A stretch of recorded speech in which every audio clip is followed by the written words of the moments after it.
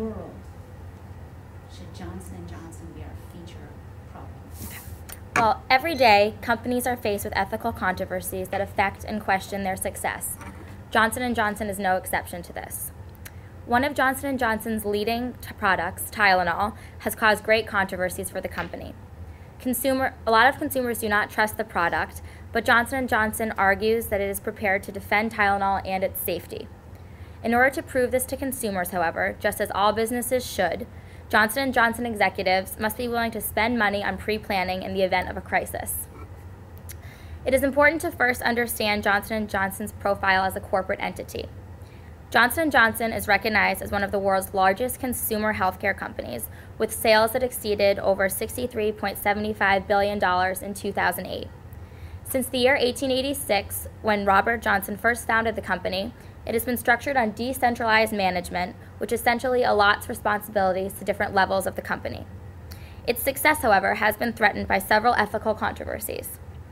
Ethical controversies such as these arise in all flourishing companies.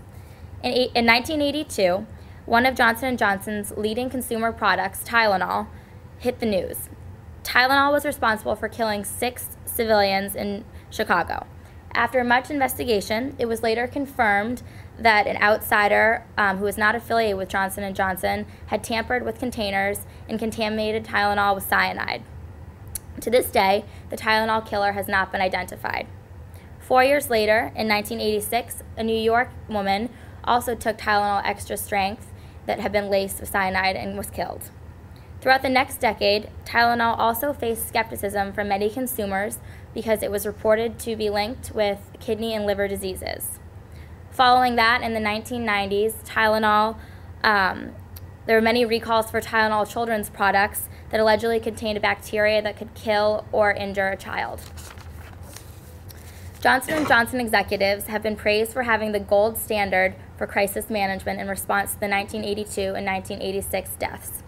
The company's response included a $100,000 reward for the killer, a series of advertisements offering Tylenol tablets, a toll-free hotline answering questions about an approach, a series of presentations made by sales representatives, and a distribution of free Tylenol samples.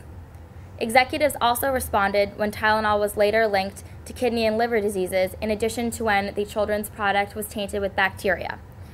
Executives immediately recalled these Tylenol products and gave public addresses to ensure that Tylenol was indeed safe. Despite these responses, however, the ethical problem that Johnson & Johnson is faced with is a universal problem that undoubtedly affects companies worldwide. In response to such crises, Johnson & Johnson must be willing to spend more money on pre-planning to ensure that Tylenol is safe and to strengthen its corporate ethos. One way it can prove this is by creating foolproof containers that cannot be tampered with. Creating these containers will not only prove that outsiders cannot contaminate Tylenol, but it will also make other competing healthcare companies who do not have these containers look less reliable and safe than Johnson & Johnson. Yes, some critics have argued that consumers may be bothered by these containers and that perhaps even elderly people will not know how to open these containers. These arguments, however, have also been considered irrelevant because safety has costs and because only safe products will sell. Furthermore, money spent in the short run to guarantee Tylenol's safety is money earned in the long run for Johnson & Johnson as a corporate entity. Healthcare companies like Johnson & Johnson must spend money on repackaging and manufacturing for crises in order to uphold their promise of manufacturing and distributing one of the nation's most reliable healthcare products. It is a risk to spend money on pre-planning tactics such as these because, like in all aspects of life, accidents happen. Maybe another outsider will tamper with Tylenol in an attempt to taint Tylenol's reliable image, or maybe a reporter will publish a story that links Tylenol to another disease. Regardless of such problems, however, Johnson & Johnson must spend this extra money on pre-planning because it proves to consumers that it's a company that is honest in advertising a safe Tylenol. Johnson & Johnson is a leading corporation that is faced with the ethical problem of proving that Tylenol is safe. In order to do this, executives must be willing to spend money on pre-planning and to implement a tamper-proof package. Healthcare products such as Tylenol sell if they are proved trustworthy and reliable.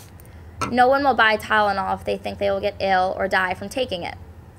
There is no telling when a controversy will occur in the business world, but what is certain is a company's preparedness in the event of a crisis.